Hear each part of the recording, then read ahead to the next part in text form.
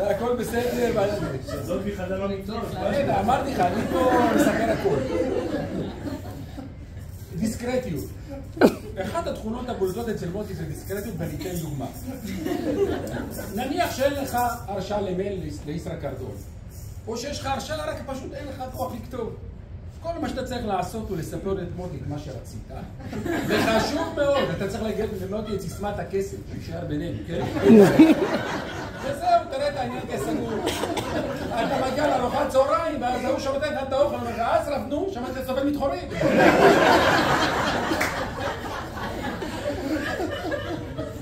טניס.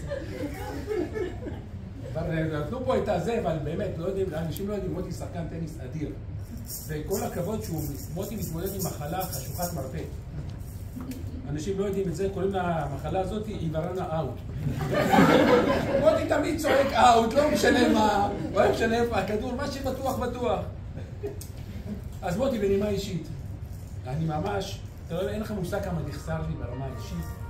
אנחנו לא נפרדים, אנחנו רק התחלנו, אז מוטי, עלה והצלח עם הגעתך לגיל הרך. אוהב מאוד.